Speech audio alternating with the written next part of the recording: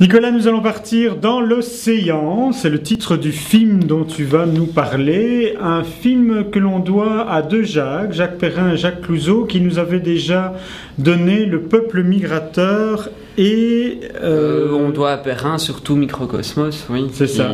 Qui a marqué un peu une forme documentaire, un renouveau dans le documentaire français peut-être. Vraiment du documentaire avec... des images, une photographie époustouflante avec vraiment des images très intéressantes où on arrive vraiment à aller capter les moindres gestes des petits insectes. Ils ont fait la même chose après avec le peuple migrateur, les oiseaux. Et ici, ils nous emmènent au fin fond de l'océan. Donc on aura fait tous les animaux. Oui, mais ce qui est très intéressant, c'est que petit à petit, ils perdent un peu leur âme en parcours. Donc, c'est ça. Alors, on va d'abord parler du film en lui-même, des images, puis on parlera de ce qui t'a un peu, ce qui te dérange dans ce film. Dans ce qui dérange dans ce film. Donc, par rapport aux images, est-ce que c'est à nouveau des belles images? C'est à nouveau des très belles images, oui. Donc la photographie est juste bluffante. Au niveau de la technique, c'est surprenant. Je pense qu'il n'y a rien à redire à ce niveau-là.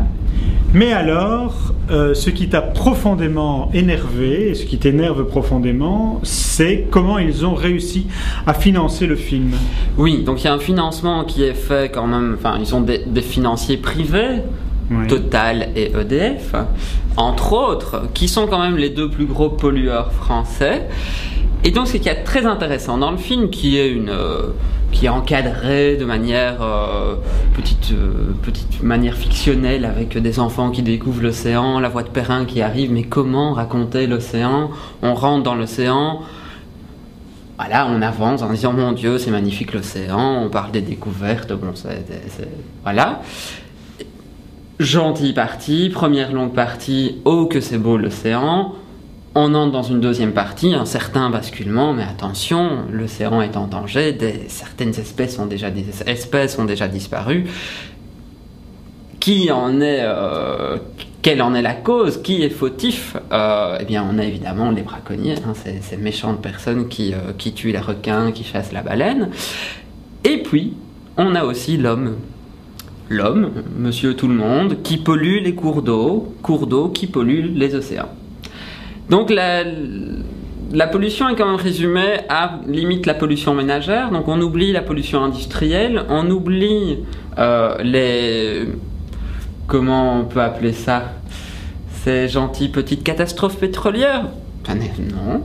Total, est-ce que Total s'est retrouvé dans des problématiques de catastrophes pétrolières avec des espèces complètement... Et il y a également tout un marketing autour. Il y a tout un marketing autour qui est hallucinant. Donc évidemment, comme c'est un grand documentaire, ce qu'ils avaient déjà fait pour les films précédents, on invite les écoles à aller voir ce film. Enfin, on invite les professeurs à découvrir le film de manière à ce qu'ils puissent préparer des cours autour de la question de l'écologie ou des océans. Donc la question de l'écologie, ça pose quand même relativement problème, vu qu'on revisite quand même la réalité. Donc, documentaire qui est censé avoir une valeur de vérité et de réalité aussi. Donc, c'est extrêmement problématique. Ça en devient, à mon sens, un film obscène.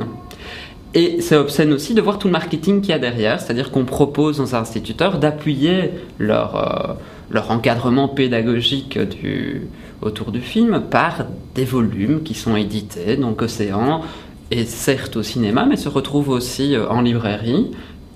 Et ça va pour toutes les bourses. Donc c'est on va quand même regarder quelques belles images, parce qu'elles sont quand même jolies de Océan. Merci Nicolas. De rien, Emma.